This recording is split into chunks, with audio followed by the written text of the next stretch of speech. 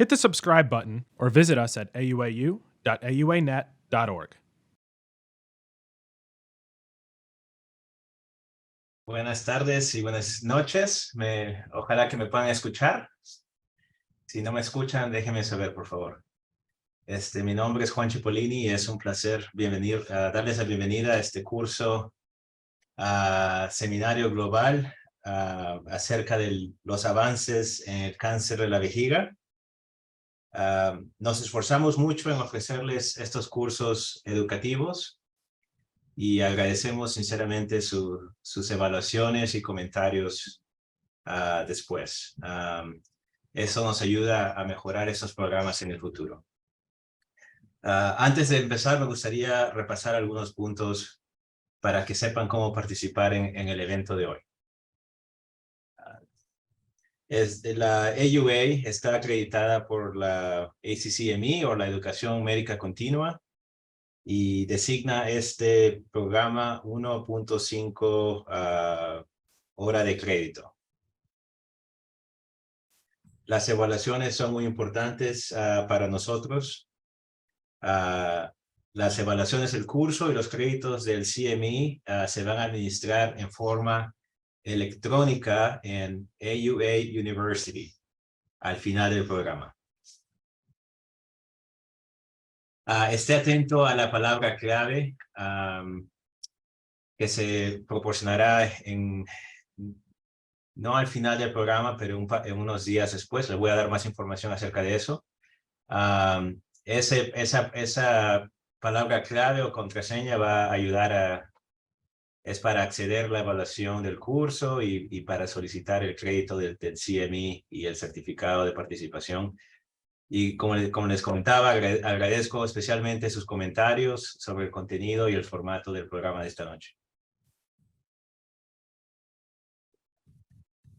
Todas las personas que están en posición de controlar este contenido educativo, estamos obligados a relevar toda relación financiera relevante al contenido y cualquier interés comercial.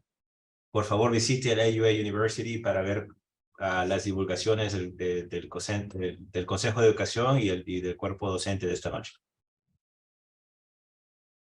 Y el AUA también desea agradecer a AstraZeneca por proporcionar un apoyo a este programa educativo. Y estas presentaciones consta de las opiniones de los oradores y del cuerpo docente, y es posible que el AUA no haya verificado la precisión del contenido. Entonces, por favor, verifique la precisión antes de hacer cualquier tipo de declaraciones médicas. Esperamos que participe activamente mientras se conecta junto con sus compañeros durante el curso. Debido al tamaño de la audiencia, solamente se va a poder participar oralmente, sin cámara, pero animamos a todos a que hagan preguntas cuando lo deseen. Vamos a comenzar con una evaluación de conocimientos. Antes de comenzar el debate de hoy, vamos a participar en esta breve evaluación. Son 5 preguntas en total, y entonces es muy importante que por favor de su participación en estas preguntas. La pregunta número 1 es, el caso número 1 es un hombre de 72 años que desarrolla hematuria severa. La tomografía computarizada revela un tumor en la vejiga y el paciente se somete a una resección transuretral donde se detecta un tumor de grado alto, no invasivo, con carcinoma in situ de 2 centímetros en tamaño. Según las guías del AUA para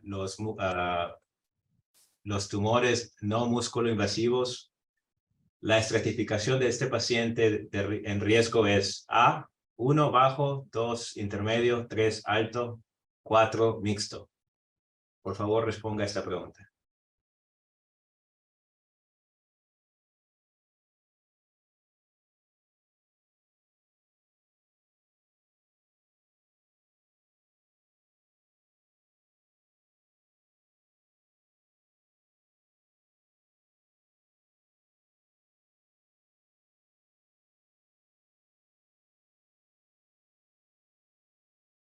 Pregunta número 2. Es un paciente de 56 años diagnosticada con cáncer de vejiga de grado alto TA y recibe un ciclo de inducción de 6 semanas con BCG.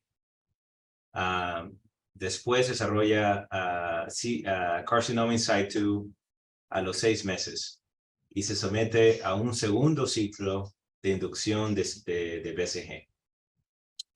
Y 14 meses después desarrolla otro carcinoma in situ. El resto de las imágenes son negativos. El siguiente mejor paso es A. Pembrolizumab, B. Nadofaragén firadonovac intravesical, C. Gencitabina y docetaxel intravesical, o D. Inducción con BCG con terapia de mantenimiento.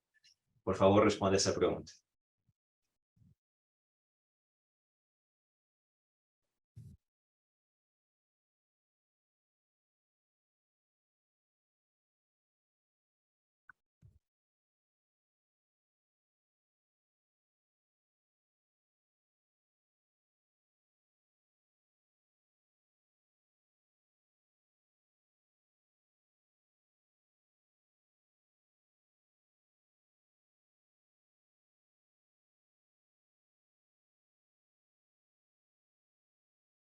Pregunta número 3. Se trata de un hombre de 49 años que recibe un ciclo de inducción de 6 semanas con BCG por un tumor carcinoma in situ, seguido por un ciclo de mantenimiento de 3 meses. 6 meses después tiene una recidiva o una recurrencia y con un tumor T1. La muestra de tumor tiene una pequeña muscular propia, pero no está afectada. El siguiente mejor paso sería 1, una resección transuretral de reestadificación, 2, inducción y mantenimiento con BCG, 3, pembrolizumab intravenoso, o 4, cistectomía radical.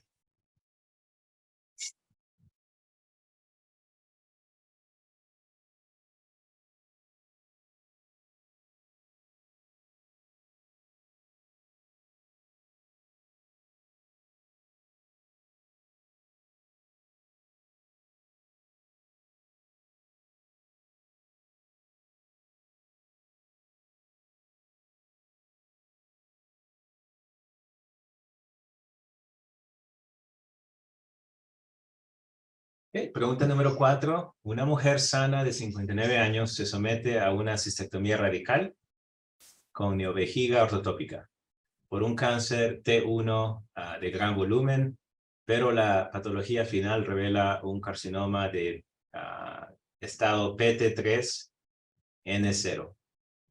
A ella se le ofrece nivolumab intravenoso en manera adyuvante. El efecto secundario más frecuente después de este tratamiento es A. Colitis, B. Prurito, C. Pneumonitis, o D. Hipotiroidismo.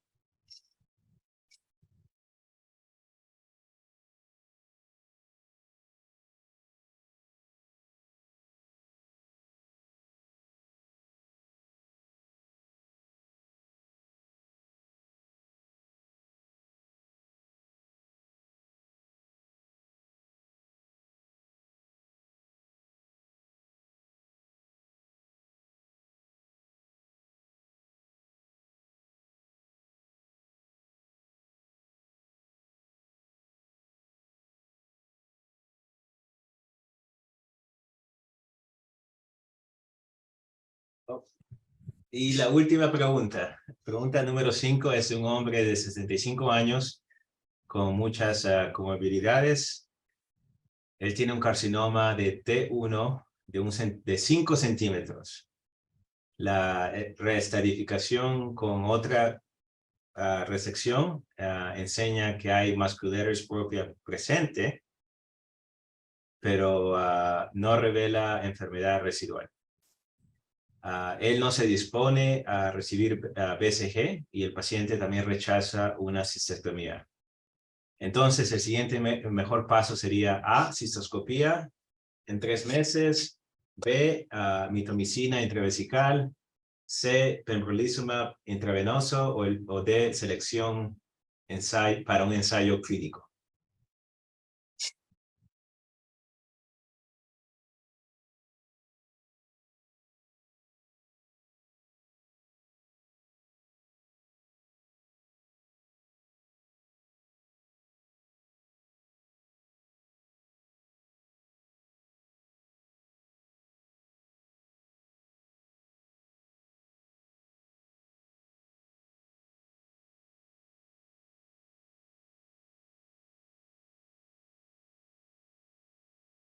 Bueno, en este curso de 90 minutos de duración, se abordarán las opciones de tratamientos nuevas y emergentes para el cáncer de vejiga, no músculo invasivo y el cáncer músculo invasivo, con un enfoque en la identificación de efectos secundarios e intervenciones, también una revisión en las guías específicas para las terapias de primera y segunda línea, los plazos y el uso de la terapia sistémica, adyuvante o neoadyuvante. También vamos a hablar un poco de la escasez del bacilo de Calmette-Guerin o BCG. Y vamos a terminar hablando del rol de los urólogos en la selección para ensayos clínicos. Entonces, con eso vamos a comenzar.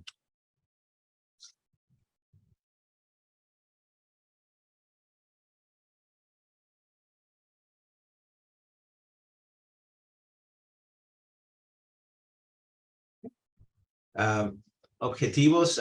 Cuando concluya esta actividad, los participantes podrán definir factores claves para estratificar según el riesgo a pacientes con cánceres no invasivos e invasivos, revisar guías enfocadas en terapias de primera y segunda línea para esos 2 casos, describir las opciones de tratamiento emergentes con terapias sistémicas e intravesicales, especialmente para pacientes que están atravesando esa enfermedad en esta época de escasez de BCG, o para pacientes que no responden al BCG, y determinar plazos adecuados y el uso correcto de la terapia sistémica para los cánceres invasivos.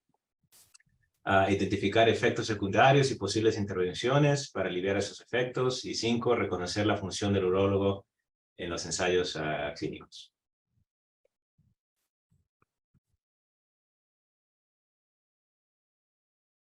Ahora es un placer para mí presentarles a nuestros 3 expertos en la materia de hoy. Como decía, yo soy el director del curso. Me llamo Juan Cipollini. Yo soy, soy facultad en la Universidad de Arizona, aquí en los Estados Unidos, y tengo el placer de presentarles a los panelistas el día de hoy. Están con nosotros el doctor Jaime Cajigas. Él es el presidente de la Sociedad Colombiana de Urología. El doctor Fabián Llaver, él es el profesor de urología en el Hospital Provincial del Centenario en Argentina. Y el profesor Mario Fernández, que viene de la Clínica Alemana Universidad del Desarrollo en Chile. Es un placer estar con ellos en esta noche.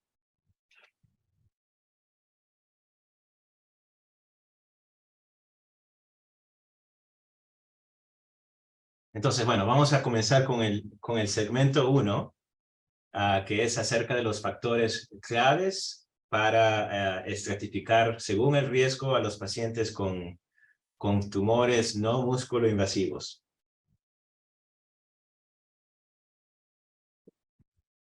Entonces, el caso primero se trata de un hombre de 72 años que desarrolla hematuria severa.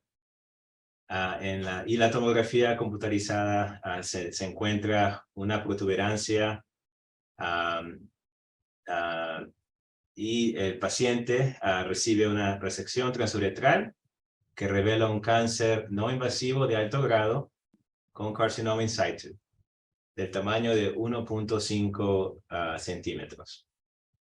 Entonces, esta pregunta va para el doctor Yaver. Bueno, son dos preguntas en verdad. ¿Cómo usted estratifica el riesgo a este paciente o a los pacientes en general con tumores no musculoinvasivos y específicamente a este paciente también?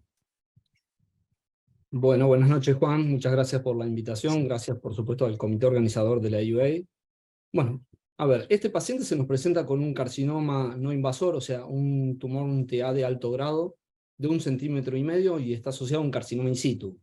Lo primero que hago cuando recibo el resultado de la RTU es clasificar el riesgo del paciente, y para lo cual me baso generalmente en la clasificación de riesgo de la AUA. Esta clasificación, esta estratificación fue publicada en 2016, se actualizó en 2020 por un panel de expertos, y en realidad es muy sencilla y toma algunos parámetros. No sé si podemos, ahí está, la tenemos en la vista, algunos parámetros de la anatomía patológica, como el T, el grado, la histología, o sea, si hay alguna variante histológica de lo que es el carcinoma urotelial, si hay alguna invasión linfovascular, y otros factores como el número, el tamaño, y si hay alguna recurrencia. Y en realidad esto nos permite definir y aconsejar al paciente cuál es la mejor conducta para tratar de ¿qué? De disminuir el riesgo y la progresión de estos pacientes. Uno siempre que habla de estratificar el riesgo, fíjense cómo se los clasifica, en riesgo bajo, intermedio y alto, es justamente el riesgo bajo, intermedio y alto de que recurran o que progresen. En general nosotros sabemos que el riesgo bajo e intermedio pueden recurrir casi en un 50% de las veces. Ahora no es lo mismo la progresión. En un riesgo bajo progresan muy pocos, un 3%, un 5%, dependiendo qué trabajo uno lea. Un riesgo intermedio puede progresar un 8%, un 10%. Ahora el riesgo alto no solamente tiene más porcentaje de recidiva, que puede llegar hasta un 70%, sino que también va a depender de qué otro factor lo hizo, digamos, que sea un riesgo alto, y pueden llegar a tener una progresión que puede ser de un 15 a un 50% de las veces. Y si nos fijamos acá, fíjense que hay dos puntos importantes para aclarar. Fijémonos en la tabla. No todos los pacientes de alto grado son de alto riesgo, y no todos los T1 tampoco son de alto riesgo. ¿Bien? Si bien hay algunos aspectos controvertidos, si uno se fija en clasificaciones de otros países, como la clasificación europea, por ejemplo, los europeos consideran un T1 de bajo grado que no tenga factores clínicos como de bajo riesgo, y en nuestra clasificación, en la clasificación americana, no hay ningún T1 que sea de bajo riesgo. O sea que hay diferencia entre algunas clasificaciones. Y si nos fijamos al final de la tabla a la derecha, fíjense que dice cualquier afectación de la uretra prostática de alto grado, o sea, si tenemos un TA o un T1 de alto grado, es de alto riesgo siempre. O sea, que afecte la uretra significa que es un riesgo alto siempre. Y acá es lo importante de estar trabajando también con patólogos que se dediquen a esto, y tener un buen patólogo en el equipo. Porque el patólogo nos tiene que diferenciar justamente que sea, por ejemplo, un carcinoma in situ que se extienda hacia la uretra prostática o se meta por los conductos prostáticos, y diferenciarlo de lo que es la invasión del estroma prostático, que totalmente cambia el estadiaje de la enfermedad, pasa a ser un T4A, y la conducta no es esto, no es un no musculoinvasor. Estamos hablando que la conducta debería ser una cistoprostatomía radical.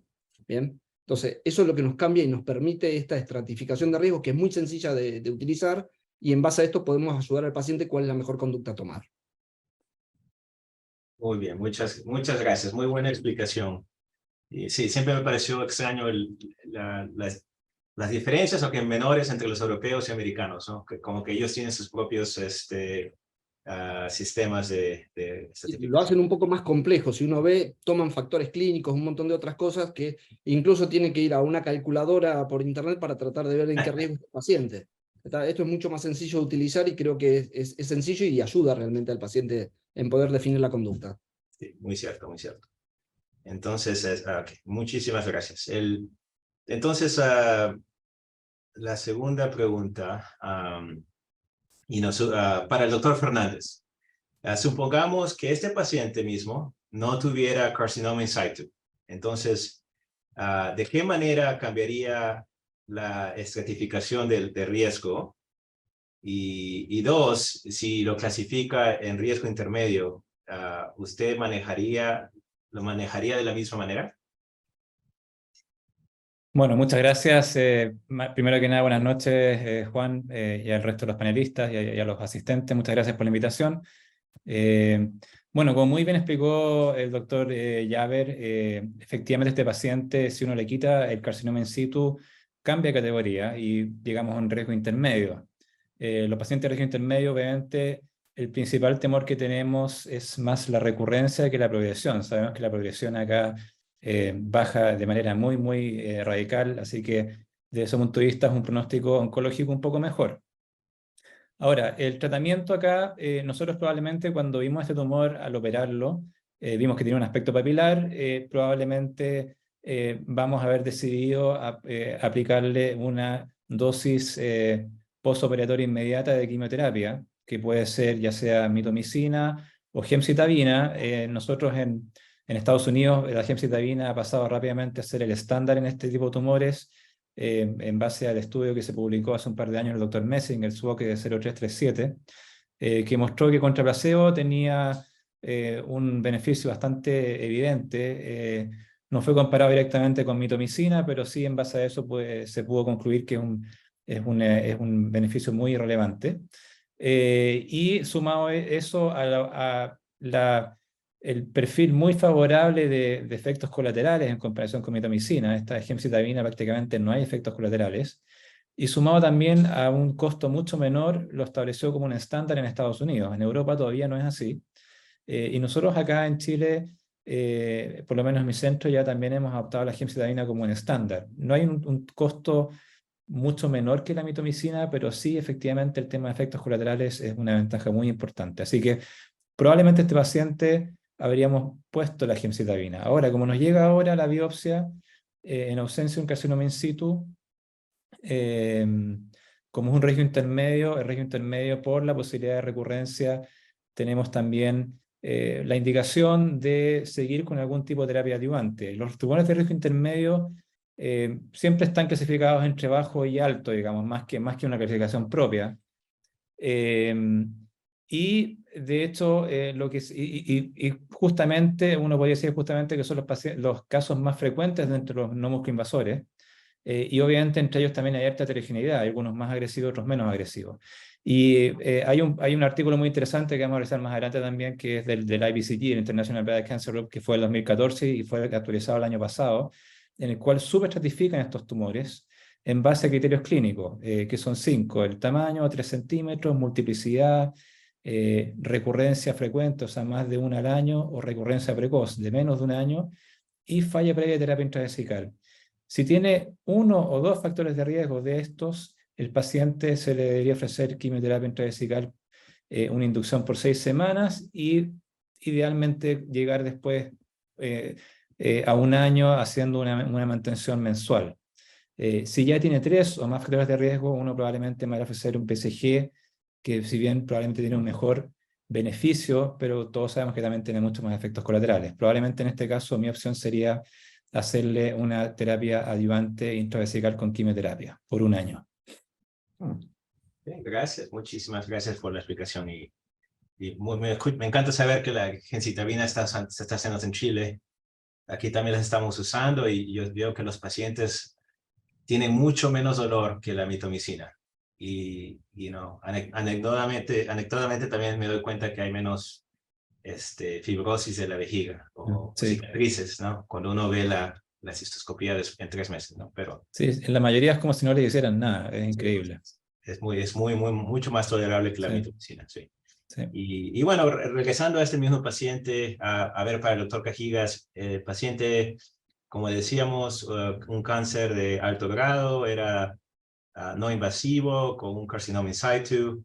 A usted, doctor Cajigas, ¿cuál sería su enfoque para el tratamiento en este paciente? Si sería diferente a lo que el doctor Fernández dijo, y cómo seguiría usted a este paciente original. Bueno, muchas gracias, Juan, muy amable. Un saludo a todos los panelistas, a todos los que nos están acompañando y muchas gracias a la UAB por la invitación. No, yo creo que ya en cuanto al tratamiento lo han dicho todos.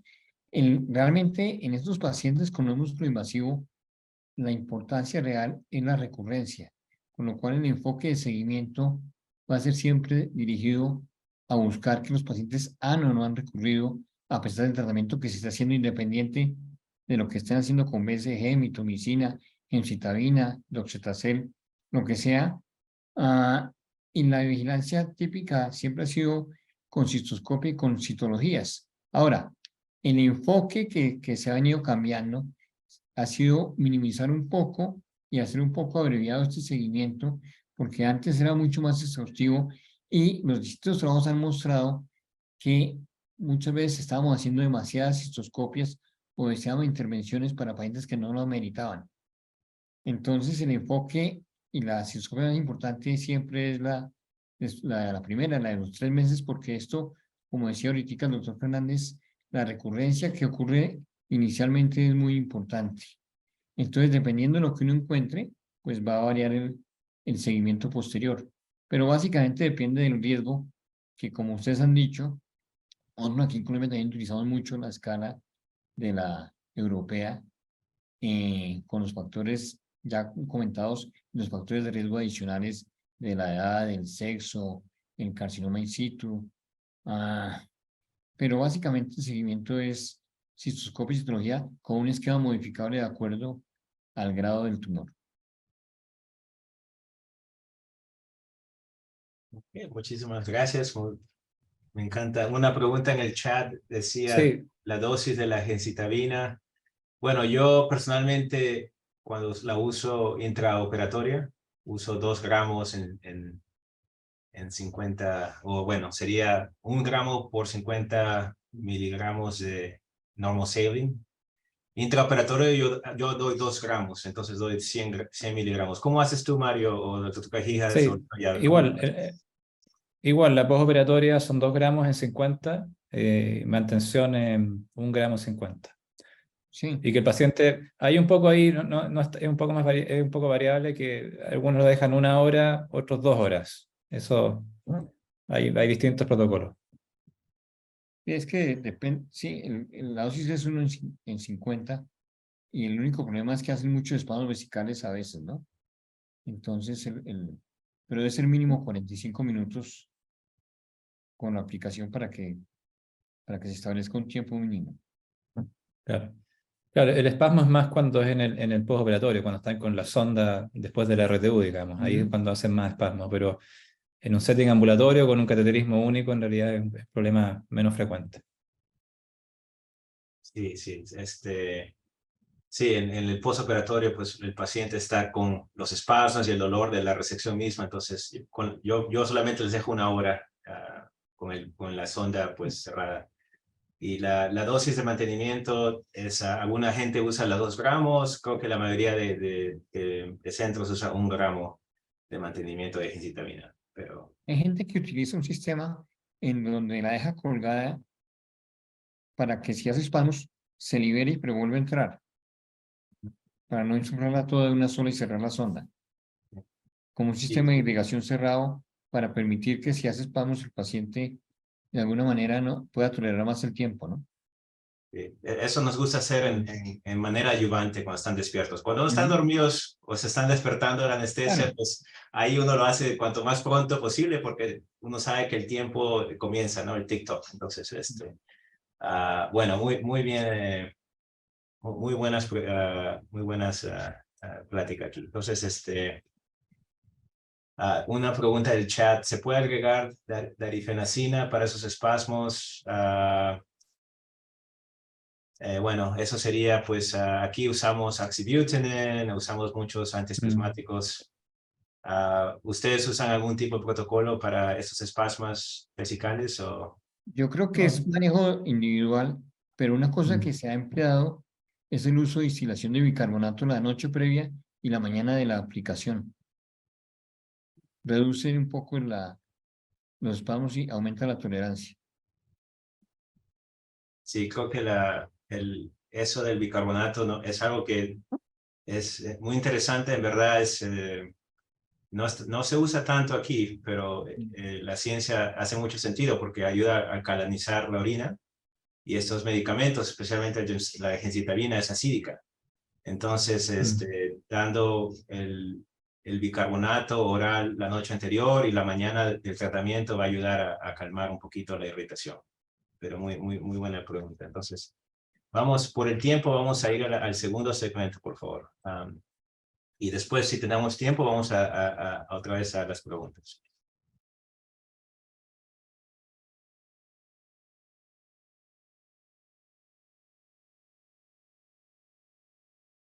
El segmento 2 es acerca de las guías enfocadas en las terapias de primera línea para los casos de tumores no músculo-invasivos. El tratamiento de cáncer en general, especialmente invasivo, se basa en guías y es generalmente multimodal. Pero los paradigmas de tratamiento incluyen opciones también de rescate y cuando los primeros resultan ineficaz. Ahorita vamos a enfocarnos primero en los cánceres no musculares o invasivos. Entonces, el caso número 2 es de un hombre de 56 años con hematuria severa, pero sin otras enfermedades. Entonces, muy saludable. Y él se encuentra con una masa en el tumor de 2 centímetros en la vejiga, y como se muestra aquí en la tomografía.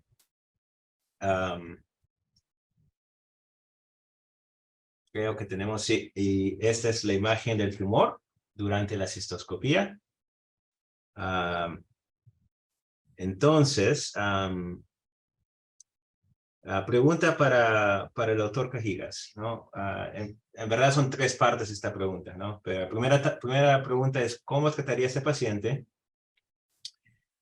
Y número 2, aunque ya como hemos mencionado un poquito esto, ¿consideraría alguna instalación perioperatoria de quimioterapia intravesical?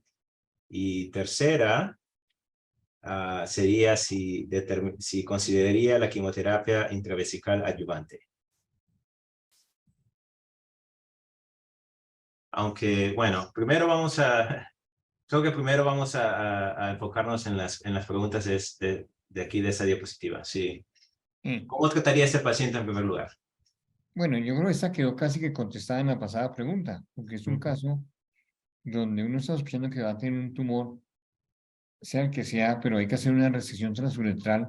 Obviamente, cada vez tiene más fuerza hacer una terapia de resección en bloque, en vez de hacer como me enseñaron a mí hace muchos años, de resección superficial y luego resección profunda, en donde uno sí debe estar seguro que va a encontrar capa muscular para poder hacer el diagnóstico de definición del riesgo definitivo.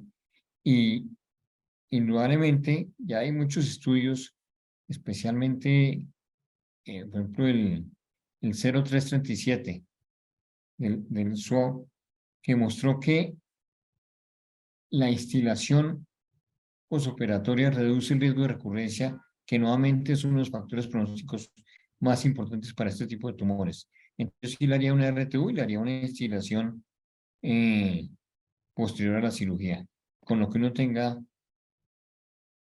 a cabo en cada sitio.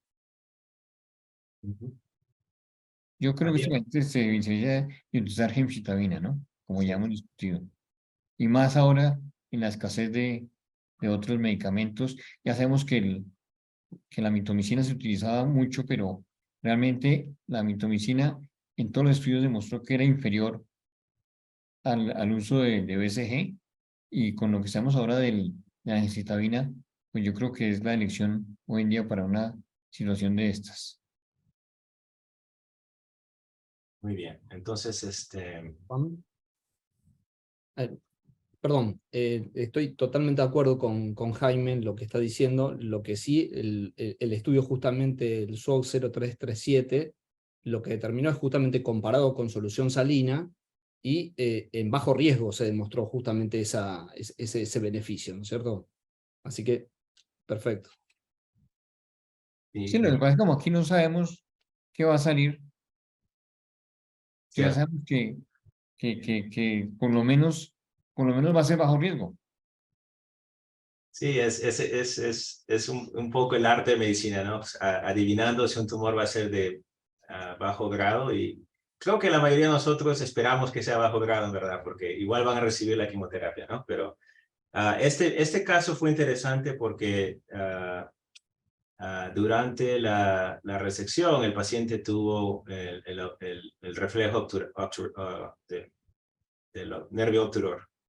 Y aquí se nota pues una perforación que fue extraperitoneal, ¿no? Entonces, cuando hay esos casos de perforación o resecciones muy profundas, ¿cuál sería, pues, cómo ustedes gestionarían este tipo de, no sé si llamarlo complicación, ¿no? Pero este resultado de la resección y si todavía darían quimioterapia intravesical? Bueno, yo creo que depende de la perforación y depende de lo que uno esté pensando, si es intra o extraperitoneal, y depende del tamaño de la perforación, ¿no? Porque si es una perforación muy pequeña, extraperitoneal muy seguramente con la simple sonda después va a hacer el manejo. El problema obviamente es con las perforaciones intraperitoneales grandes, en donde pues uno siempre tiene, las perforaciones no son no son frecuentes, pero no son tan raras, depende de los estudios, llegan hasta el 3 o el 5%, dependiendo del estudio, y yo creo que el manejo está, como usted lo está viendo ahorita, Juan, depende de lo que uno esté viendo y del arte de poder prever lo que está pasando. Y si es una presión pequeña, pero si el paciente está irradiado y se puede agrandar después, si es 30 peritoneal, si el paciente empieza a presentar dolor inmediatamente, pues el manejo va a estar condicionado al tamaño del orificio. Inclusive hay un artículo que estuve leyendo hace poco, interesante, inclusive con perforaciones intraperitoneales, pero muy pequeñas, de menor del tamaño del asa, pero que ya que está perforado y aparentemente con las solas ondas se puede dejar. Ahora, eso se puede corregir hoy en día con cualquier tipo de cirugía, por ejemplo, laparoscópica, y realmente la probabilidad de siembra intraperitoneal es anecdótica, contrario también a lo que se decía antes, en donde uno pensaba pues, que todo el mundo se iba a contaminar. Yo creo que aquí depende del tamaño del orificio y de la sospecha del sitio de la perforación. Muy bien, sí. Para responder una de estas preguntas en el chat, una pregunta era si se debe hacer revisión histopatológica durante la cirugía. Bueno, yo pienso que en un tiempo tan rápido, nosotros, si se ve un tumor superficial, creo que quimioterapia vale la pena. Si se hace en el postoperatorio inmediato o después, contar que sea dentro de 24 horas es suficiente. Vamos a la siguiente diapositiva. Entonces, bueno, creo que ya hablamos de esto suficiente. Bueno, no sería mala pregunta tampoco. No sería mala pregunta, ¿no?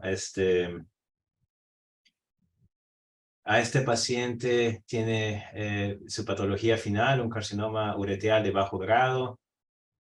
Creo que la mayoría de ustedes ya respondieron esto, pero ¿considerarían quimioterapia intravesical adyuvante? Creo que la mayoría de aquí probablemente no, ¿no? Si es completamente de bajo grado, sin factores de riesgo, ¿no? Sí. Va jurado y ya han pasado 7 días. Ok, muy bien. Entonces, vamos a la siguiente diapositiva.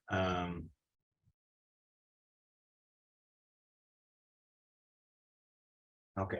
Entonces, para el doctor Fernández, este paciente opta por observación y durante el seguimiento, ya casi un año después, él tiene una recurrencia de un tumor de 1,5 a 2 centímetros en tamaño. Esta es la imagen del tumor. Sus imágenes de tomografía son negativos. La pregunta sería, ¿cómo trataría a este paciente en este punto? Estas preguntas creo que ya las hemos hablado también. ¿Qué terapia intravesical? aquí. Sí. No, aquí es importante decir que por mucho que sea, tiene todo el aspecto de ser un tumor de bajo grado. Recordemos que el ojo urológico tiene una muy buena correlación con la histopatología, de más de un 85%, así que uno tiene que confiar en su evaluación, y lo más probable es que sea bajo grado, y por mucho que sea un tumor recurrente, como en este caso, igual está indicada la quimioterapia intravesical perioperatoria, igual hay que ponerla. Y de esa manera sí, en este paciente sí le pondría una quimioterapia intravesical perioperatoria. Ahora, como es un tumor recurrente, es un irragio intermedio, y desde ese punto de vista llegamos nuevamente a lo que comenté recién, que teniendo un factor de riesgo, que en este caso es la recurrencia, probablemente sí también indicaría quimioterapia intravesical adyuvante, o sea, inducción y probablemente después una mantención mensual. Así que yo creo que por lo menos ese punto ya lo hemos conversado. Ahora, resección en bloque, algo comentó el doctor Cajivas, pero es un concepto muy interesante, que si bien se escribió hace 40 años, se ha puesto de moda en los últimos 5 años, con un gran impulso desde Asia y también de Europa. Ahí vamos a ver un video, parece, de una resección en block.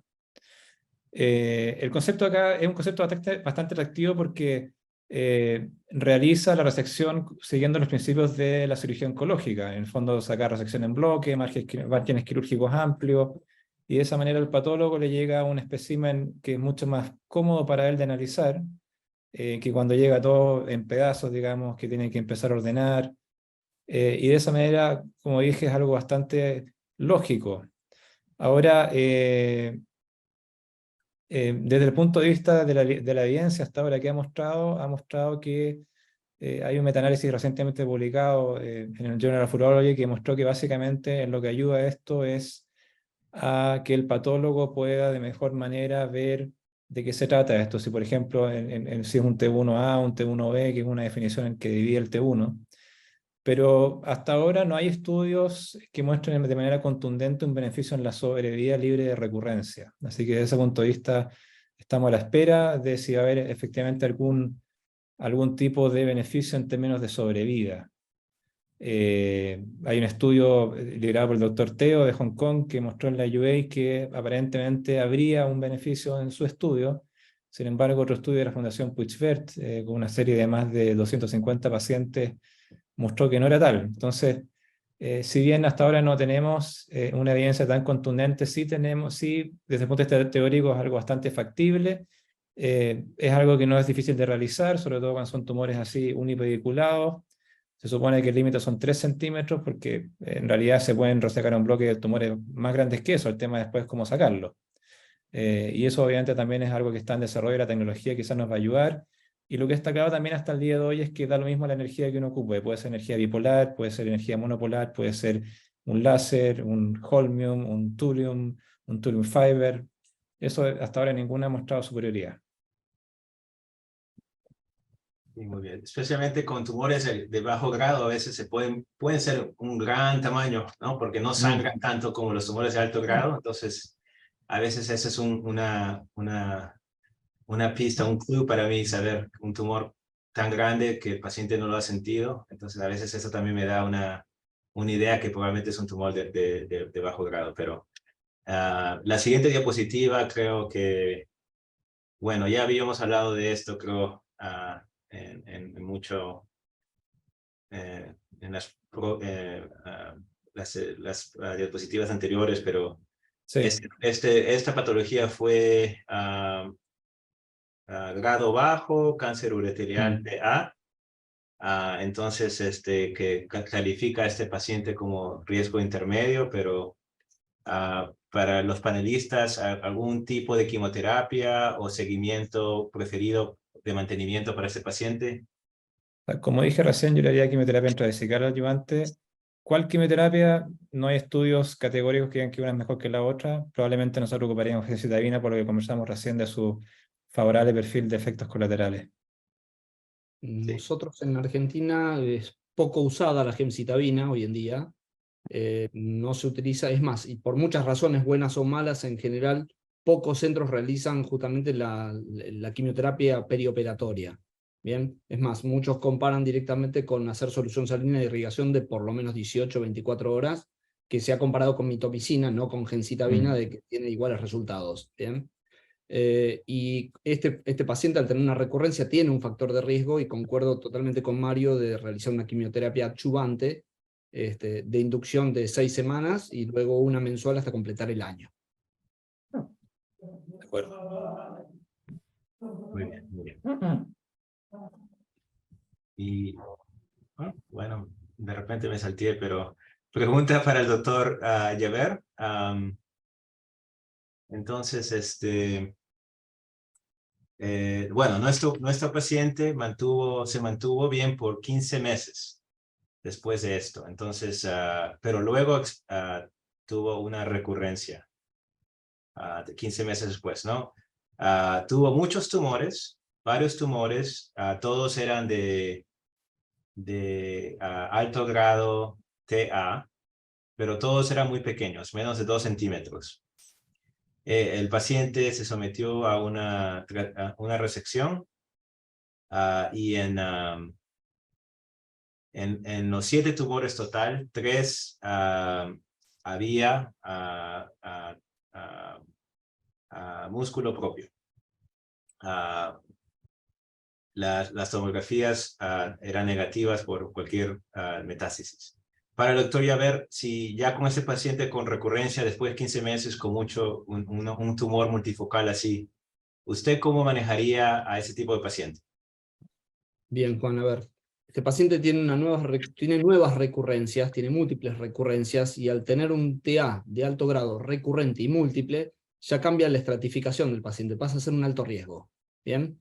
Y lo otro que es importante que nombraste recién, son todos TA de alto grado, no hay CIS, tienen lámina propia, no están comprometidos, tienen muscular propia, 3 nada más de las muestras.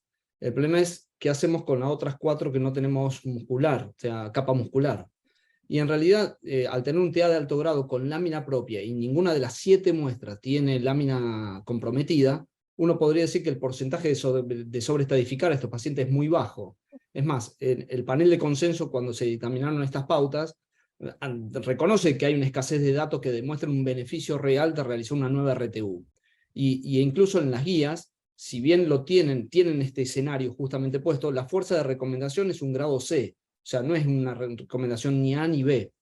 Y reconoce que en estos casos, cuando son muy seleccionados tumores pequeños, menores de 2 centímetros, donde uno hizo una resección visualmente completa, podría evitar hacer una nueva RTU.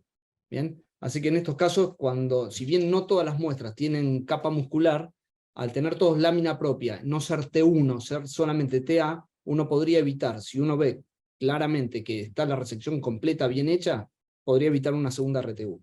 ¿Bien? Una pregunta en el chat interesante. Un paciente que tiene 2 problemas urológicos, un cáncer, un carcinoma in situ con hematuria, pero también padece de hiperplasia de próstata con obstrucción. Bueno, yo personalmente he tenido pacientes así y bueno, yo probablemente fuera lo común, pero sí los he tratado primero la hiperplasia con un HoLEP o un procedimiento para que termine la obstrucción, ¿no? Porque la obstrucción demanda un catéter, una sonda, eso no va a ayudar con las infecciones urinarias, entonces primero yo opto por eso y después el BCG. Y eso lo he hecho en 2 casos sin problemas y todavía no ha tenido recurrencia. Entonces, ¿ustedes alguna sugerencia acerca de este tipo de casos en el chat?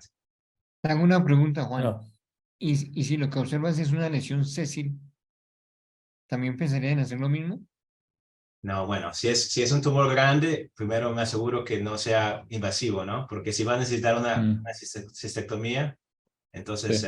eso me enfoco primero. A veces nos llega pacientes, ¿no? Con tumores de cáncer y tumores de próstata, ¿no? También es algo que vemos a menudo en esta edad, entonces siempre me enfoco en la vejiga primero, asegurarme que tengo un cáncer no invasivo, ¿no? Y bueno, estos son los gráficos del estudio de los europeos, the European Organization for Research, y aquí pues es un estudio prospectivo, básicamente en conclusión. En realidad este paciente, Juan, en realidad este paciente que dijimos que era un alto riesgo, si es un alto riesgo, en realidad el tratamiento va a ser el esquema de BCG. Y el esquema de BCG implica una inducción de 6 semanas y luego, digamos, el mantenimiento que implica 3 dosis, digamos, una dosis semanal por 3 semanas, en el mes 3, en el mes 6, y luego mes 12, y luego cada 6 meses hasta completar los 3 años. Es el esquema del AM, que es el SWOG 8507. Pero bueno, el europeo, el estudio europeo del año 2013, justamente que es este otro, el de ORTC 30962, este fue un estudio justamente de no inferioridad. O sea, lo que buscaban era comparar si un tercio de la dosis de BCG no era inferior a la dosis completa, o si un año de BCG no era inferior a 3 años de BCG, e incluso si había menor toxicidad con un tercio de la dosis o con un año que con la dosis completa.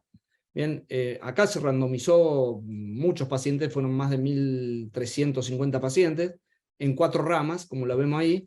Fíjense que acá tenemos el porcentaje de recidiva en el tiempo, y vemos que lo único que resultó realmente significativo, o sea, con una diferencia significativa, fue la comparación de la primera rama que ustedes ven arriba, que fueron los que más porcentaje tuvieron de recidiva, que son aquellos que tenían un tercio de la dosis durante un año, versus aquel que recibía dosis completa durante 3 años. Fue el único que dio una P significativa.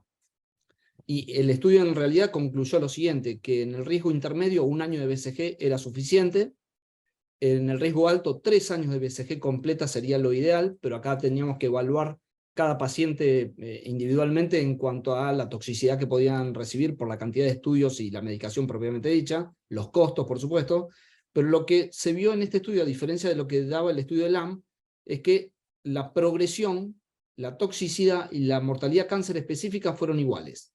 ¿Está? Entonces, digamos, sí, uno tiene que tener presente que si un paciente tiene alto riesgo, la idea es poder mantener un tratamiento de 3 años con dosis completa. Es más, hubo estudios más actuales, el Nimbus, que también comparó la frecuencia de las dosis de BCG, y también la frecuencia, el esquema de LAM sigue siendo el prioritario hoy en día. Sí. ¿Bien?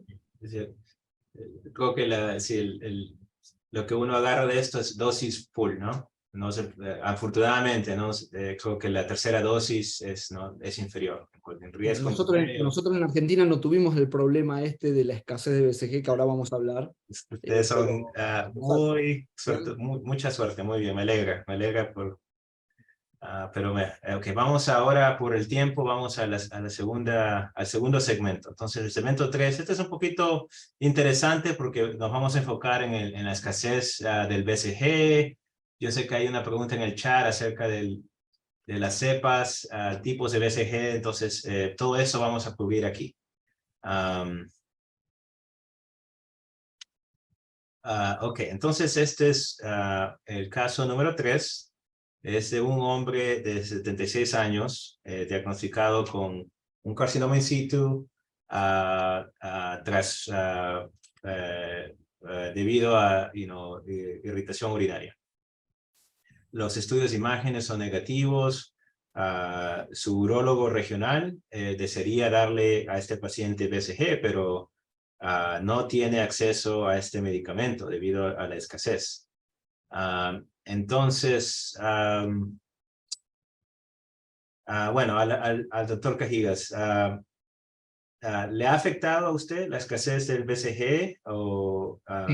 Y no, dos, sí nos- ¿cómo ha y es un manejado, problema que o a todos los panelistas, si no han tenido acceso al BCG, cómo ustedes han podido manejar estos pacientes de riesgo alto o riesgo intermedio que necesitan BCG? pues, aquí sí nos ha afectado, ya es un problema pues ya de larga data, que lleva más de 10 años este problema, que es multifactorial. Sabemos los problemas que tuvo Merck con su producción, y además pues Sanofi, nosotros también tenemos aquí la cepa de Sanofi, que también ya ellos dejaron de producirlo hace ya como 6 años. Y pues la alternativa fue buscar, inicialmente, lo único que teníamos en ese momento era la mitomicina C como alternativa. Y después, cuando se volvió a recrudecer hace un par de años la escasez, pues la gemcitabina ha sido la alternativa. No sé ustedes qué otra cosa han empleado, pero pues sabemos que el ideal es el BCG, aunque los tratamientos nuevos como gestatina y doxetacel están demostrando una inclusive superioridad, ¿no? Bueno, nosotros en Chile también, igual que en Argentina, no hemos tenido problemas de escasez, así que en realidad no hemos tenido que, salvo un periodo muy corto en el año 2015, hubo 6 meses en los cuales hubo alguna dificultad, pero fuera de eso no hemos tenido el problema, así que no nos hemos tenido que hacer esta pregunta, afortunadamente. Así que esa es nuestra realidad. Lo mismo en Argentina, como les comentaba recién, escasez no tuvimos. Es más, el Instituto Malbrán de la Ciudad de Buenos Aires produce BCG, tiene una cepa francesa que la producen ellos y le aportaba a todo el país. ¿Bien? Incluso hay otro instituto en la Ciudad de La Plata que también pudo producir las cepas de BCG. Así que no tuvimos esa escasez que tanto afectó, digamos, a Estados Unidos y Europa también. Una cepa francesa. Y el doctor Fernández, ¿qué tipo de BCG usa en Chile? Es la danesa, nosotros tenemos la cepa danesa, que es importada de Dinamarca, Okay. por un proveedor, y tenemos un stock asegurado para el país que en base a lo que ha pasado hasta ahora ha sido suficiente, no hemos tenido problemas de escasez. Muy bien, pues no sabía que había cepa francesa, pero sí sabía la danesa, hay una de Tokio.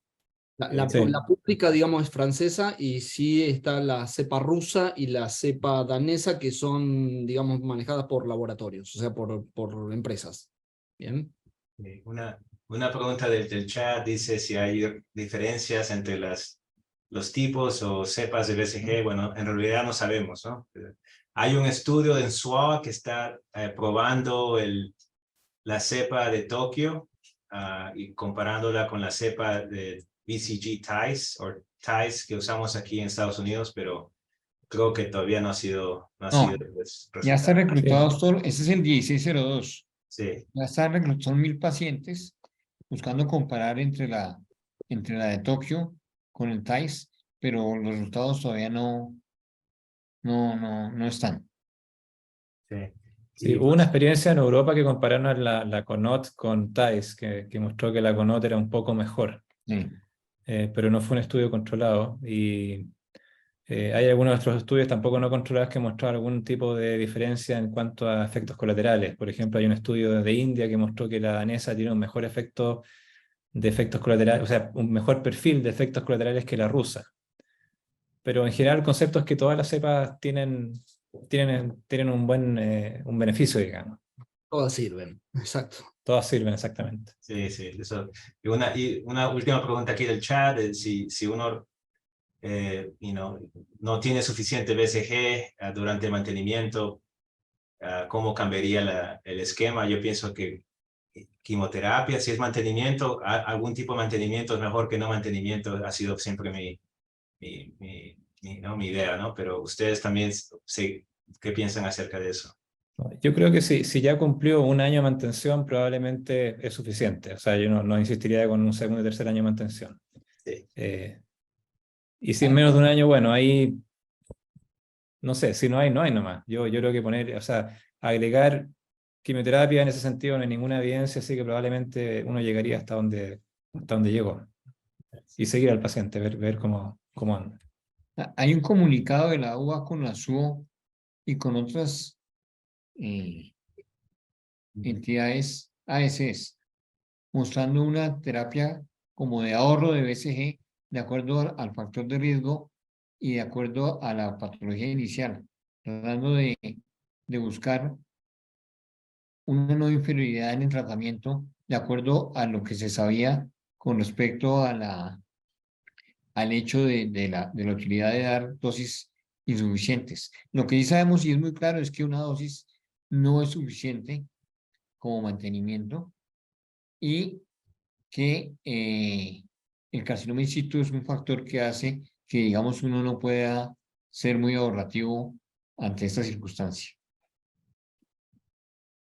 Muy bien, sí. Básicamente ahorrar para pacientes de alto grado, que son carcinoma in situ, y bueno, sí, es un comunicado de IUE, pero sí, son tiempos difíciles aquí, porque en Estados Unidos no nos dejan usar cepas así, dependemos mucho de Merck y va a pasar muchos años todavía que tengamos suficiente dosis, ¿no? Para los pacientes. Es como ya solo está autorizada la TAIS. Aquí sí, aquí TAIS o más. En una pregunta del chat, en sus centros mismos hacen las instalaciones intravesicales, o sea, ¿lo hacen los doctores o lo hacen las enfermeras? Aquí en mi centro lo hacemos las enfermeras mismas. Necesitan un tipo de certificación de quimioterapia. Entonces, Sí. Yo creo que eso da lo mismo siempre que sea alguien que esté entrenado en hacer cateterismo. Puede ser un auxiliar de enfermería, una enfermera, un técnico, urólogo, siempre que tenga experiencia en hacer cateterismo. En Argentina la mayoría la hacen los urólogos. Aquí en Colombia yo creo que es mixto, pero yo personalmente siempre he pensado que ese es un acto médico, que debe ser hecho por el urólogo. Pero en muchas partes lo hacen las enfermeras, con entrenamiento, ¿no? Sí. ok, bueno, vamos a seguir con el caso 3. El paciente que estábamos hablando se somete a una inducción y completa una inducción de BCG y con mantenimiento de 30 meses, pero afortunadamente tiene una recidiva después de 30 meses que se detecta en su control de cistoscopía. Esta pregunta sería para el doctor Jaber. ¿Cómo se define el fracaso de BCG en este año, en estos tiempos? Bien. A ver. En general, uno cuando habla de fracaso de BCG, empiezan a haber un montón de terminología que empieza a mezclarse. Hablar de fracaso, hablar de no respondedor, hablar de refractario, hablar de recurrente, de intolerante. En general, hoy en día, digamos, está un poquito más aceitado este tema, porque en general uno puede hablar de BCG no respondedores y generalmente uno tiene que aplicar esta definición cuando uno define lo que es un tratamiento adecuado de BCG. Bien, y para definir lo que es un tratamiento adecuado de BCG, uno sigue la regla del 5+2. O sea, ¿qué es la regla del 5+2? Es por lo menos haber hecho 5 de las dosis de las 6 de inducción y por lo menos 2 de las primeras 3 dosis de mantenimiento o 2 de las segundas 6, digamos, dosis de una segunda inducción en los casos que necesitamos una segunda inducción. ¿No es cierto? Recién ahí, si fracasa o aparece nuevamente un tumor, pero un tumor siempre de alto grado. Cuando uno habla de fracaso o no respondedor, siempre la definición es tener un tumor de alto grado. No hay fracaso o no hay no respondedor cuando el tumor es de bajo grado. ¿Bien? Y entonces, acá es donde entra la definición de no respondedor e involucra a lo que uno llamaba antes recaído, refractario o intolerante. ¿Bien? ¿A qué llamamos hoy en día un tumor de vejiga refractario a BCG? El refractario de BCG puede ser, por ejemplo, un paciente que tiene un carcinoma in situ que persiste, digamos, en el control de los 3 y el control de los 6 meses. Sigue teniendo carcinoma in situ. O que tiene, por ejemplo, un TA de alto grado también al mes 3 y al mes 6. O que en el primer control, en la primera citoscopía que uno haga, aparezca una lesión, un T1 de alto grado. Esos 3 lo definimos como refractario a BCG. ¿Bien? ¿Y cuándo lo definimos como tumor recurrente? Cuando hay una recaída de BCG. Realmente la recaída de BCG es siempre un tumor de alto grado, luego de haber recibido el tratamiento adecuado de BCG, y que el paciente por lo menos estuvo 6 meses libre de enfermedad y aparece nuevamente un tumor de alto grado. Ese es el recaído. ¿Bien? Y el intolerante, el que nos queda, que es aquel que tiene efectos indeseables por la cantidad o por la dosis que está recibiendo de BCG. ¿Bien? Entonces, esto entra como definición de tumor de vejiga no respondedor. ¿Y cómo surge esto? Esto surge en realidad justamente por el grupo que nombró Mario antes, que era el grupo de cáncer internacional de vejiga, a la cabeza del doctor Kamat, esto en el 2016, y esa definición, digamos, de no respondedor fue adoptada por la FDA en 2018, justamente ¿para qué? Para seleccionar los pacientes, digamos, no respondedores, para ensayos clínicos de una sola rama, o sea, para no tener una cantidad de pacientes de una rama comparativa y poder ofrecerle un tratamiento que sea adecuado. ¿Bien? O sea que esta definición surge y se adoptó en Estados Unidos a partir de la FDA en 2018. ¿Bien? Muy bien, pues entonces sí, la definición del BCG, pues el fracaso es el FDA, que es el organismo aquí que aprueba los estudios para estas terapias emergentes, pues no tan diferente como su definición, doctor Jaber, es básicamente una recurrencia de alto grado, TA o T1 en 6 meses, después de la última adquisición de BCG, o de carcinoma in situ persistente dentro de los 12 meses después de terminar un tratamiento de BCG o una enfermedad de alto grado T1 en la primera evaluación de 3 meses. Entonces creo que es un poquito parecida a su definición. Ok, bueno, vamos ahora a... Estamos en el segmento 4. Este va a ser un segmento creo un poco más rápido. Se va a tratar de opciones de tratamiento sistémico o intravesical emergentes para pacientes con tumores indiferentes al BCG.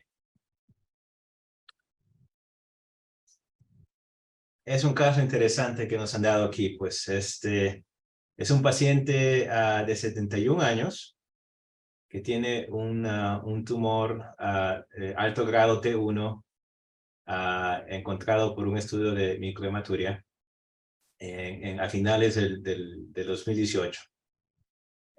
Y su segunda resección encontró lo mismo, alto grado T1. Y bueno, es tratado con BCG, inducción, y tiene una recurrencia casi 6 meses después, con alto grado TA y carcinoma in situ, y es dado otra segunda inducción de BCG. Pero afortunadamente, sí, casi 5 meses después, desarrolla un tumor de alto grado T1. Entonces, obviamente, ese señor ha desarrollado un tumor que no responde al BCG. Bueno, una pregunta sería, en estos casos, ¿qué sería lo recomendable para cualquiera de los panelistas?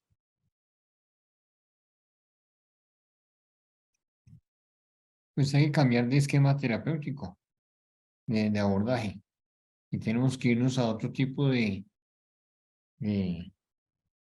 intentar un manejo con otro tipo de destilaciones distintas. O inclusive es un paciente que uno tiene que empezar a pensar, o por lo menos evaluar con el paciente, la posibilidad de un procedimiento quirúrgico más grande para el manejo de la enfermedad, porque no solamente está siendo recurrente, sino que no funciona el BCG. Exacto, sí.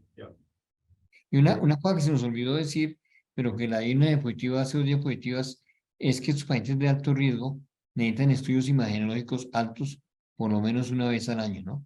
Que a uno muchas veces se le olvida esa situación, o muchas veces viene el paciente sin ese complemento. Eso es muy cierto, muy cierto, muy cierto. Entonces, sí, curiosamente, este es un cuestionario del webinar en inglés que la mayoría de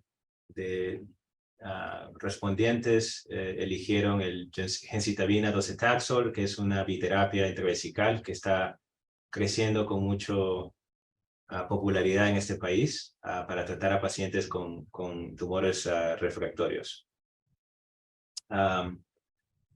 Entonces, regresando al paciente, el paciente entonces es tratado con esta biterapia, gemcitabina docetaxel, y también es dado un mantenimiento por casi 1 año, pero afortunadamente tiene otra recurrencia de alto grado con carcinoma in situ focal.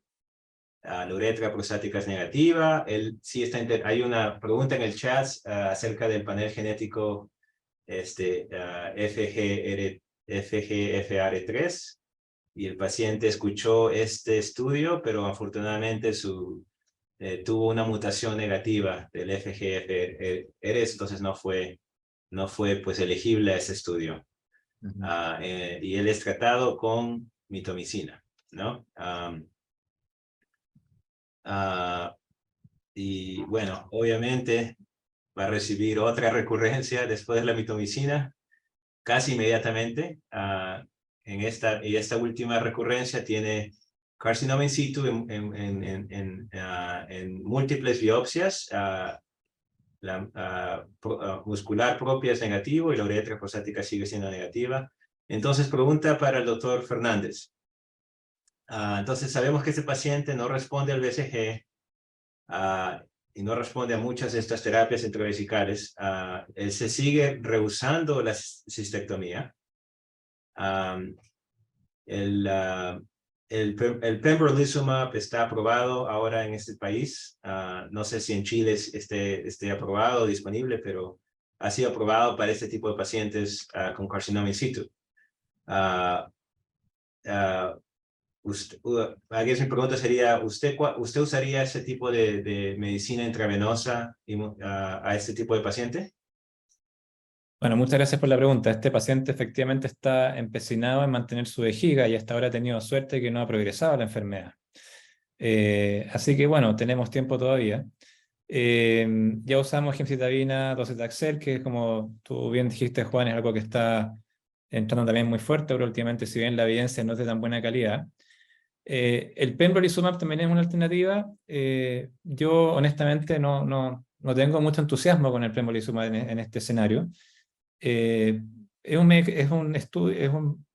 medicamento que fue aprobado por la FDA en base a un estudio fase 2, o sea, un estudio sin rama control, y con resultados bastante modestos. No sé si por ahí había una diapositiva que mostraba eso, pero básicamente es bastante inferior al resto de los medicamentos que han sido tanto publicados como aprobados por la FDA.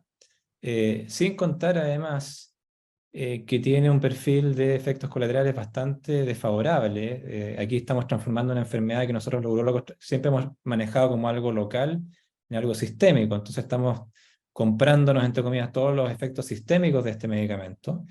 Y finalmente tenemos un tema de costos que no es menor. Si quieres, puedes avanzar a la diapositiva quizás, Juan, porque ahí tenemos un slide de los efectos. Bueno, ahí está la comparación de las respuestas, digamos. Vuelve una, si quieres, Juan, vuelve una diapositiva, que ven ustedes que pembrolizumab tiene una respuesta a los 12 meses en carcinoma in situ de un 19%, 1 de cada 5 pacientes. Eso obviamente no es algo muy alentador. Si lo vemos en, qué sé yo, en gemcitabina docetaxel, si bien es una calidad de la evidencia inferior, esto es retrospectivo, pero es de un 60%, y a 2 años un 43%. Entonces, no hay mucho entusiasmo. Avancemos una diapositiva, una más, otra más, y otra más. Ahí, aquí está. La toxicidad, fíjense, es de un 13% grado 3 a 4. O sea, estamos hablando ya de complicaciones bastante importantes, hiponatremia, artralgia, hepatitis, etcétera, donde fue necesario hacer una interrupción de tratamiento con alguna medida, y ven ustedes el costo por dosis de $8.000. Esto, y la mediana directa para el paciente $61.000. O sea, esto hasta en Estados Unidos es caro. No estoy diciendo que el resto del continente seamos pobres, pero en realidad pensar un tratamiento de esta característica con estos números de beneficio, con estos costos, por lo menos para mí, no sé si tendría mucho sentido. En Chile el pembrolizumab está disponible no para este escenario clínico, sí para pacientes metastásicos con músculo invasor, pero no en este escenario. Y la verdad es que no está cubierto por por el sistema público ni tampoco los aseguradores privados. Pero es que yo creo que esa respuesta que dio Juan es basado en que el caso lo llevó allá, porque es un paciente que le han dado de todo y rechaza la disectomía radical, que yo creo que debería ser el tratamiento para este paciente. Porque como, Sí, como, sin como duda. dices, Sí. comparativamente no da con los números, pero ya este es un paciente que le han dado de todo y es como una última oportunidad ante la negativa del paciente de hacer la disectomía, que inclusive el estudio PURE del PEMBRO es para pacientes que se van a ser llevados a disectomía radical, donde se han demostrado una actividad sinérgica entre el PEMBRO y la cirugía. Pero pues estoy de acuerdo que si se va a dar como alternativa, pero habiendo otras que ya se utilizaron y no sirvieron, pues no Sí. es costo efectivo. Pero es que este caso fue que lo llevó allá le habían dado BCG, le habían dado gemcitabina, doxetacel, no se quiere operar, pues ya no hay nada más. Sí, de acuerdo. Pero ahí preferiría lo que va a hablar Fabián ahora. Sí, claro. Una pregunta del chat dice, ¿cuándo sugerirían la cistectomía radical en el lugar de fracaso? Y creo que todos estamos de acuerdo, cuanto más temprano, Siempre, mejor. Sí, sí. sí. Creo La que temporada sería el sí, indicado. sí, sí. El problema en este país es que tenemos muchas opciones, ¿no? Entonces, yo, por ejemplo, a mí me mandan muchos referidos de fracasos de estos tipos. Después es, todos estos pembrolizumab, todo hasta el final. Entonces, igual el paciente termina con una cistectomía. Entonces, es muy triste que a veces se demora mucho en tomar esa decisión. Ok, vamos a regresar al mismo caso. Entonces, bueno, como hablábamos, este paciente recibió esta inmunoterapia pembrolizumab intravenosa y no sorprendentemente tuvo otra recurrencia de alto grado, TA, carcinoma in situ. Entonces, bueno, para el doctor Jaber, ¿usted sabe de algún otro tratamiento disponible a este paciente que asumimos todavía rechaza la cistectomía?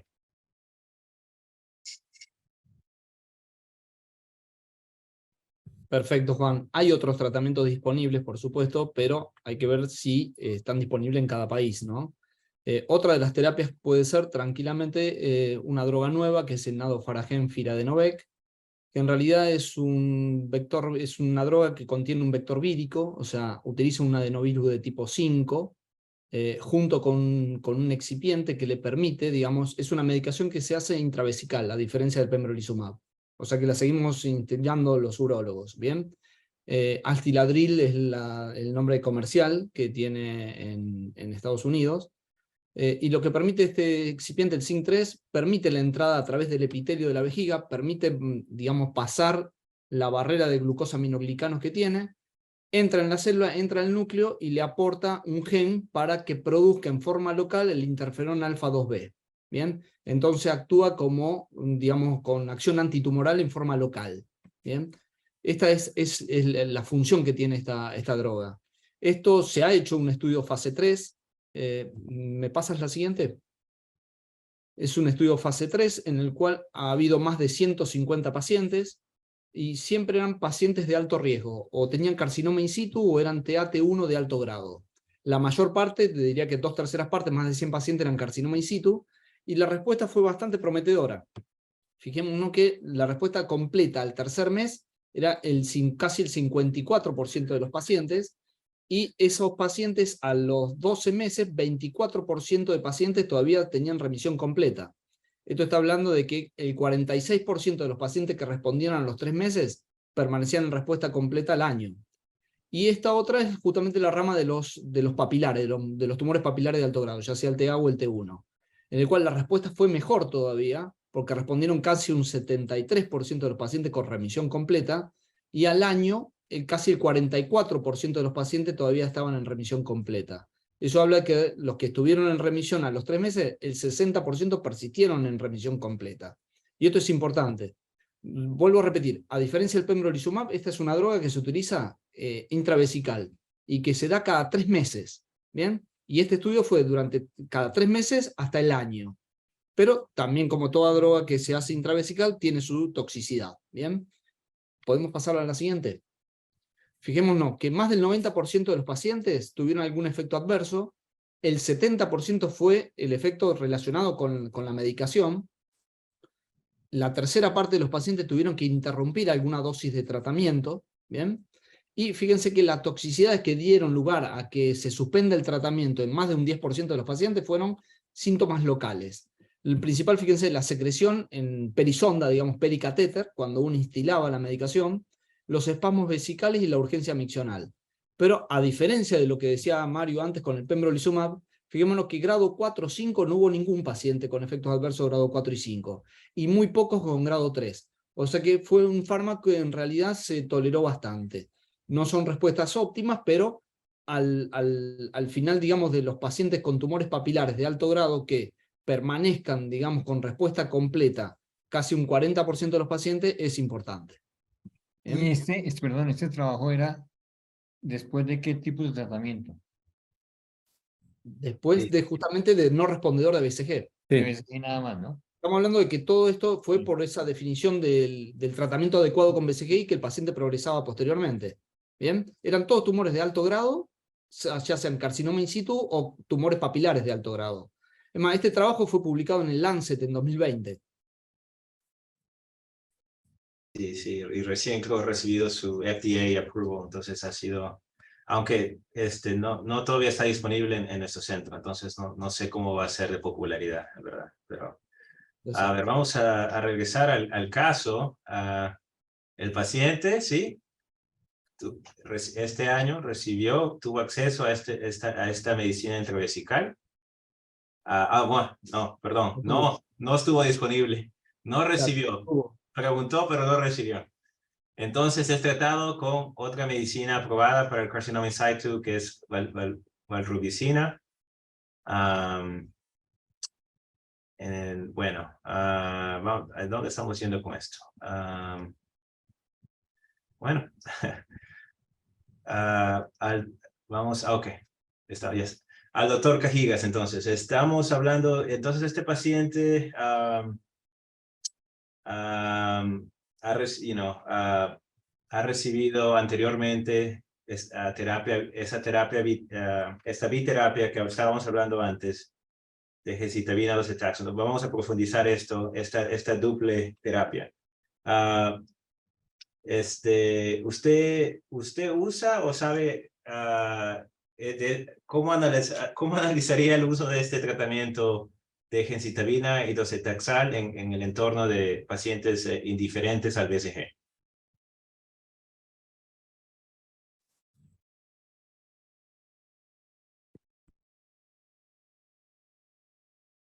Bueno, aunque podemos Bueno, probablemente, ya. hemos tocado ese tema, pero si quieren vamos Sí. a hablar rápidamente otra Es vez. que como en el 2015 hubo un estudio retrospectivo mostrando el beneficio de esa dupla de destilación de gemcitabina y docetaxel, donde mostraba unas buenas tasas. Hoy en día hay un estudio que está en marcha, que es el estudio Bridge, que lo que busca es darlo en pacientes que sean vírgenes de BCG como una alternativa, y lo que están haciendo es una aleatorización de pacientes con alto grado y darles bien sea BCG o darles gemcitabina docetaxel. Y yo creo que con los números que tiene retrospectivamente, muy seguramente va a ser una alternativa. Sí, para los... esta es una terapia que ha sido popularizada por el doctor O'Donnell en la Universidad de Iowa. Entonces, él ha estado proponiendo ese tratamiento por hace por lo menos una década. Entonces, este es el estudio retrospectivo que publicaron en el 2022.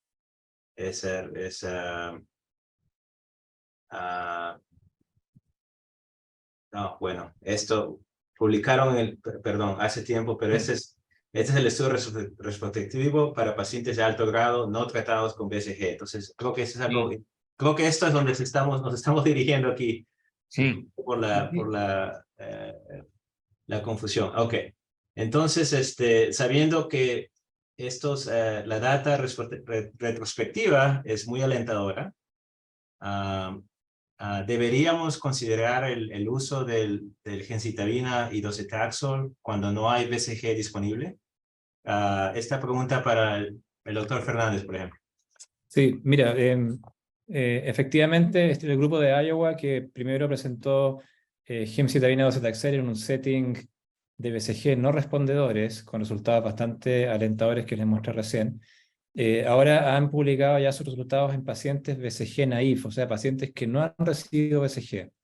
Y este es el estudio que está publicado en el Journal of Urology hace un par de meses atrás, los cuales demostraron ahí una respuesta muy, muy significativa, de 82% sin recidiva a 2 años.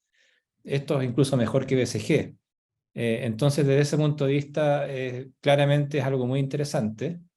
Y adelante, si quieres, sino que la próxima es un estudio que está haciendo el doctor Cates en Johns Hopkins, y este es el Bridge, que es un ensayo que está en curso también. El Bridge es un ensayo controlado con dos ramas. Una rama es BCG con el esquema habitual de SWOG, ¿no es cierto?, por hasta 3 años, la otra rama es gencitaminado cetaxel intravesical, 6 ciclos y luego un mantenimiento mensual en tumores justamente de alto riesgo.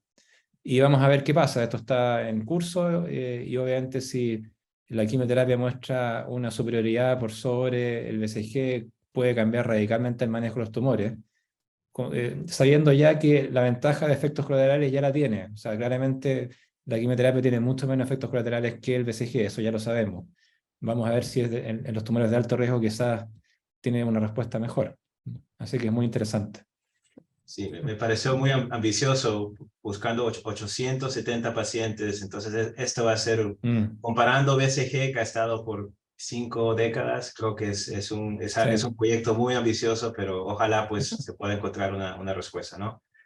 Una pregunta del chat dice si existe espacio para la radioterapia con o sin quimioterapia para sensibilizar ese escenario. Yo pienso que no, radioterapia en casos no invasivos no ayuda. Ok, entonces estamos bien. A segmento 5 solamente nos queda, creo, 2 segmentos.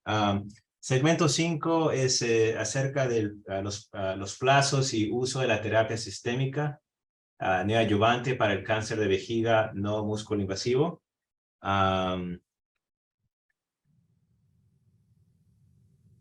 Perdón, músculo invasivo. Entonces vamos a hablar ahora de problemas invasivos. Este es un caso interesante. Es una mujer de 72 años con historia de incontinencia urinaria durante una cinta retropúbica. Para su incontinencia se encuentra un tumor de bajo grado. Con tiempo su cáncer regresa a alto grado T1 con variante micropapilar, que no, el músculo propio no presente. Progresando a un año después, en la primavera del 22, finalmente se presenta con un tumor invasivo T2, también con variante, creo, histológica, creo que se refieren aquí.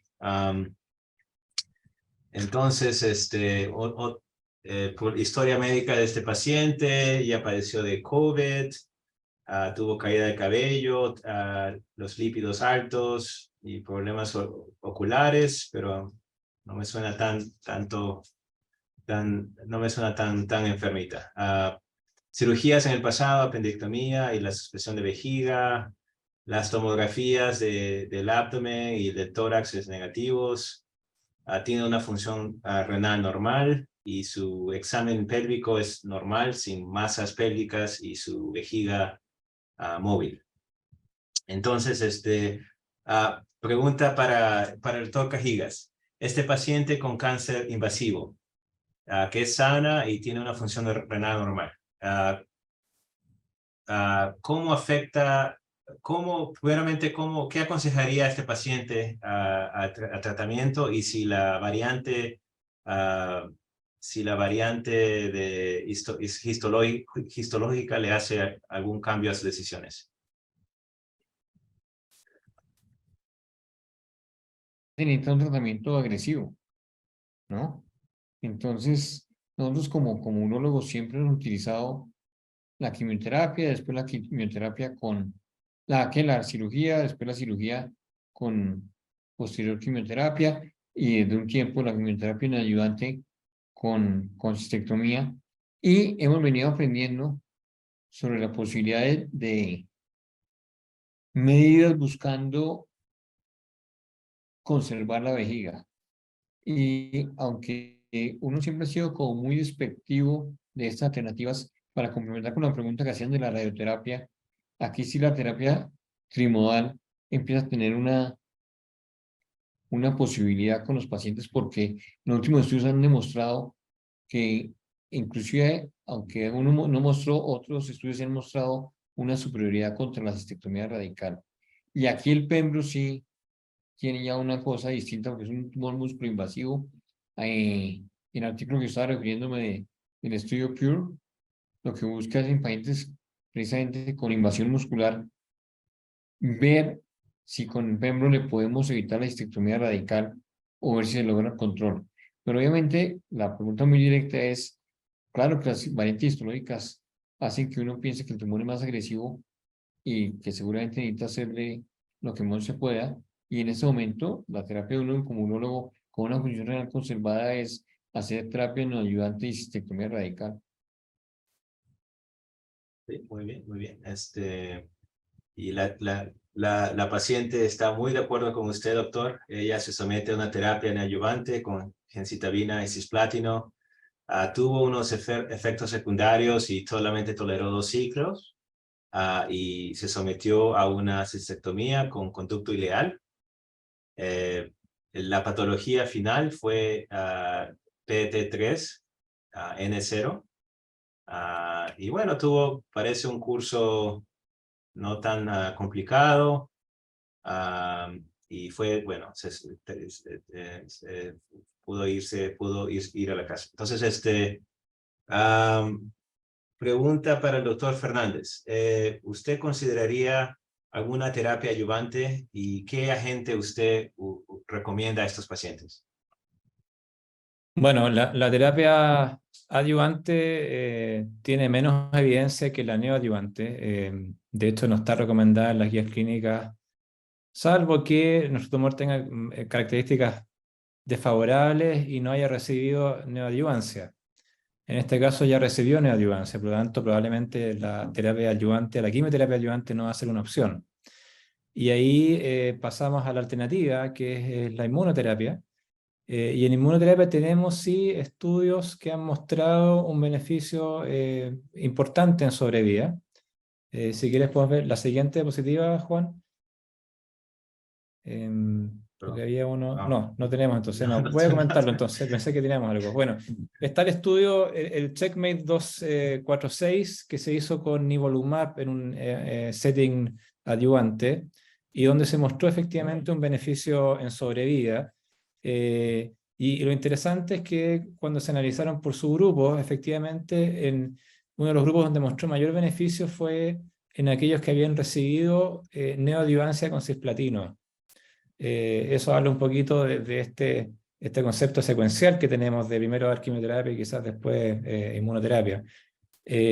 Así que desde ese punto de vista, probablemente esta paciente que recibió quimioterapia neoadyuvante sería una buena candidata para quizás recibir nivolumab en el postoperatorio. Muy bien, sí. Entonces, y bueno, la segunda parte de la pregunta aquí es para el doctor Jaber. ¿Usted utiliza o sabe de algún marcador de enfermedad que pueda indicar enfermedad persistente o metastática para pacientes que después de una cistectomía?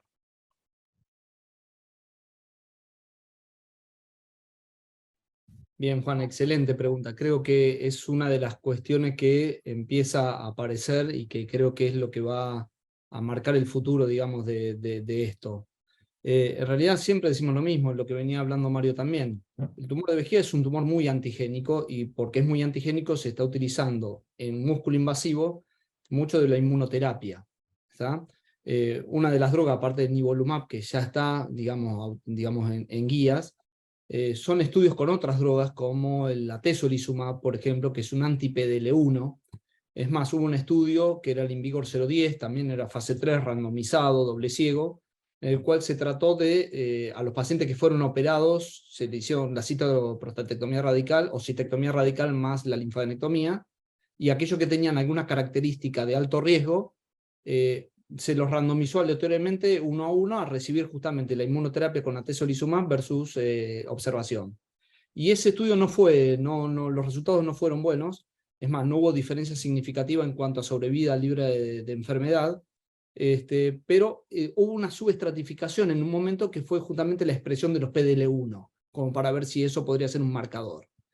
Pero lo que más hoy en día tiene más futuro en sí es tratar de identificar a aquellos pacientes que tienen mayor riesgo de recaída después de la cirugía. Y en general se trata de hacer un enfoque mínimamente invasivo midiendo justamente el ADN circulante de tumor. Entonces hay otro estudio que está en fase 3, doble ciego, también multicéntrico, que todavía los resultados no están, que utilizan justamente el atezolizumab. Este otro estudio se llama INVIGOR 011, en el cual los pacientes también de alto riesgo que fueron operados, hayan recibido o no quimioterapia no adyuvante, se les mide en el postoperatorio, después de 6 semanas se les empieza a medir si aparece positividad para ADN circulante tumoral. Y si aparece ADN circulante tumoral, se los randomiza 2-1 a recibir atezolizumab versus observación. Así que creo que este es el marcador que tiene un futuro, digamos, pronto, y vamos a esperar el resultado de este estudio para ver qué es lo que determina. La idea siempre es tratar de detectar la enfermedad, digamos, antes de que se vea por tomografía. O sea, estamos hablando de que podemos detectar una recaída de enfermedad antes que la tomografía diga tiene una recaída en tal lugar. Entonces eso es lo más prometedor de este tipo de estudios. Ok, muy interesante, sí, muy interesante porque el estudio de INVIGOR de atezolizumab fue negativo, excepto por esos pacientes con el ADN tumoral, pero el estudio de CheckMate de nivolumab fue positivo, entonces hay todavía un poco de clarificación en ese aspecto de inmunoterapia. Bueno, vamos rápidamente entonces a terminar con el último segmento aquí. Aquí en... sí. Vamos a ver si... el último segmento se trata de la función del urólogo en los ensayos clínicos. Yo pienso que este va a ser un segmento un poco rápido para terminar este curso. Entonces, como hablábamos del paciente anterior, estuvo dispuesto a los estudios, como muchos pacientes aquí en este país, por ejemplo, que no quieren perder su vejiga, pero desafortunadamente no pudo calificar, ¿no? Entonces, eso creo que habla también de la dificultad de incluir pacientes en estudios clínicos. Pregunta para el doctor Fernández, por ejemplo. ¿Usted ha participado en algún tipo de estudio clínico en este campo de urológico y qué estrategias puede ofrecer usted a los urólogos jóvenes, por ejemplo, para abrir y completar estudios clínicos?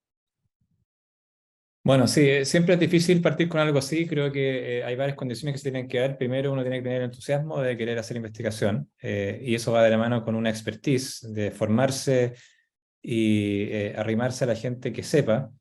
Y en segundo lugar, el centro tiene que también tener la misma línea, de tener infraestructura tanto humana como física para poder llevar a cabo estudios clínicos.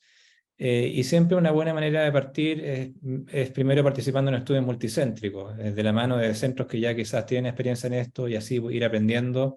También la industria siempre va a jugar un rol importante acá. Pero yo creo que, vuelvo a lo primero, que probablemente depende mucho de la iniciativa de uno en forma individual. Sí, y creo que también mucho que ver con trabajar en forma multidisciplinaria con los oncólogos, que creo que ellos tienen mucho más aceitado todo el sistema de trabajos y ensayos clínicos, ¿no? Exacto. Exacto. Y bueno, creo que la última pregunta, el doctor Cajijas o los panelistas, pues hablando de la disparidad en salud, creo que es un tema un poco más caliente aquí en Estados Unidos porque estos ensayos clínicos son muy homogéneos, ¿no? Faltan pacientes de las minorías aquí, pero ustedes, ¿cuál es su opinión final acerca de cómo ayudar a la representación en los ensayos clínicos para mejorar esta comprensión en las disparidades de salud? Bueno, lo que pasa es que la respuesta ya la dieron el doctor Fernández y el doctor Llague. Y es obviamente las dificultades son los que uno trata de sobrellevar con captación de pacientes y en sitios que estén dispuestos a hacer educación. Y obviamente, desafortunadamente, también necesitamos el apoyo de los laboratorios para hacer estos ensayos. Ahora, una cosa importante, Juan, aquí, más allá de la iniciativa propia, digamos, siempre como urólogos tenemos que estar averiguando dónde se hacen ensayos clínicos para mandar pacientes a esos ensayos clínicos. Y eso, por lo mismo, yo sé que en Argentina también y en Chile también hay varios sitios que tienen ensayos clínicos abiertos en cáncer de vejiga, en este caso, o cáncer urológico. Y es nuestra responsabilidad como urólogos de estar informados de eso para también ofrecer a los pacientes ese tipo de alternativas que en varios escenarios clínicos son bien relevantes. Y que de otra forma no lo hubiesen obtenido nunca la medicación. Exacto. Y aquí personalmente creo también estar siempre en comunicación con los médicos oncólogos, ¿no? Ellos también son, a veces, esa colaboración institucional es muy importante. Bueno, muy buena discusión. Entonces, ahora concluimos pues nuestro debate de expertos en este día. Ahora vamos a tener una evaluación de seguimiento. Vamos a usar las mismas preguntas que usamos anteriormente. Y luego tendremos, si nos quedan algunos minutos para preguntas y respuestas, y después les menciono acerca de la palabra clave.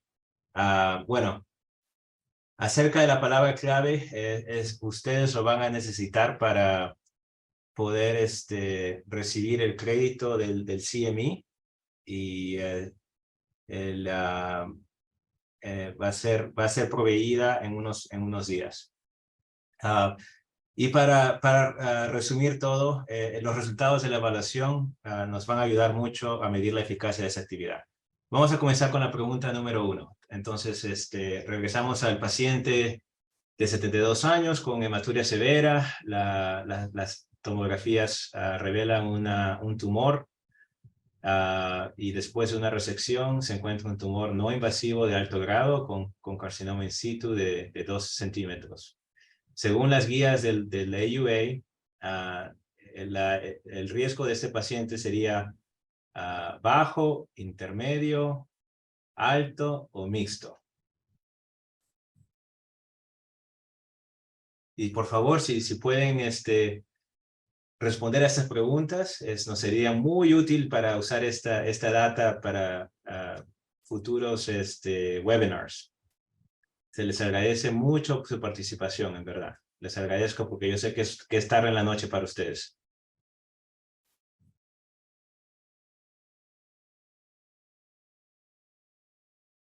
Sí, la respuesta sería alto porque sabemos que es un tumor de alto grado. Entonces, pero la presencia del carcinoma in situ lo hace, pues, riesgo alto inmediatamente. La pregunta número 2.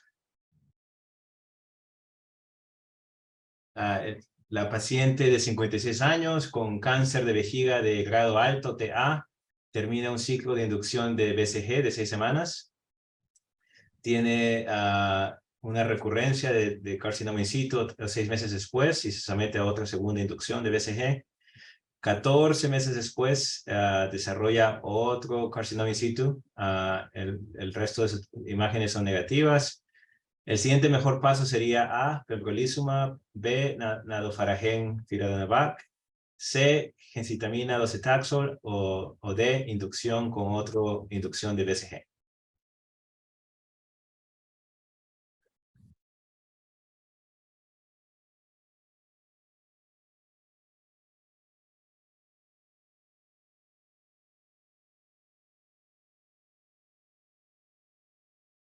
Bien, la respuesta sería inducción con BCG, con mantenimiento, porque sabemos que este paciente ha tenido un periodo de no recurrencias de casi un año. Entonces,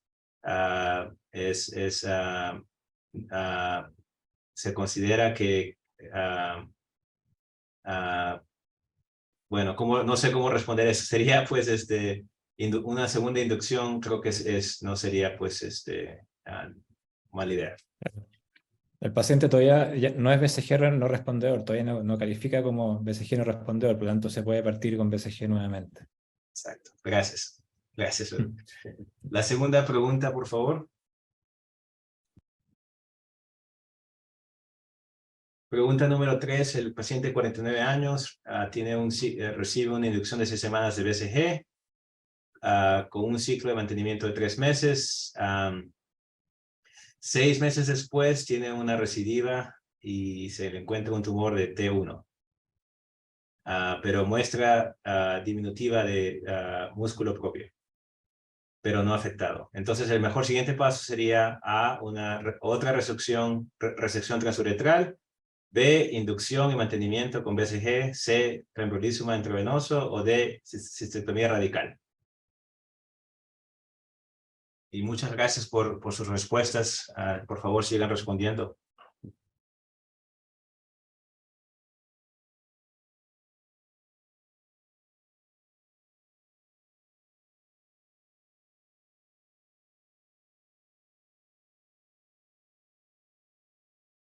La respuesta sería otra resección transuretral porque debido al músculo propio que es mínimo en el espécimen patológico, se requiere una reestratificación transuretral para clasificar al paciente mejor. Y la segunda pregunta, por favor. Pregunta número 4. Una paciente sana de 59 años se somete a una cistectomía radical con neovejiga ortotópica por un cáncer de T1 originalmente. La patología final revela un carcinoma PT3N0. A ella se le ofrece nivolumab intravenoso adyuvante.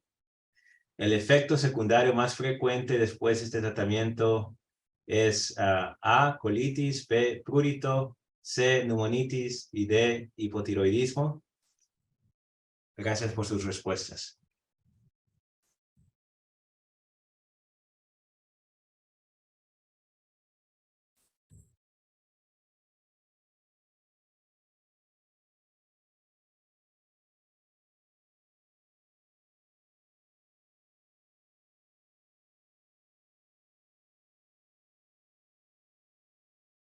Y la respuesta es prurito. De acuerdo al estudio clínico, prurito fue el efecto secundario más común, seguido por fatiga, diarrea y dermatitis.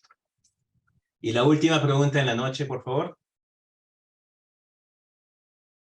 Se trata de un hombre de 65 años con muchas comorbilidades. Tiene un tumor T1 de 5 centímetros. Su re-resección enseña músculo propio presente, pero no enfermedad residual. El señor no se dispone al BCG y rechaza la cistectomía. Entonces, el mejor paso sería A, una cistoscopía de control en 3 meses, B, mitomicina intravesical, C, pembrolizumab intravenoso o D, selección para un ensayo clínico.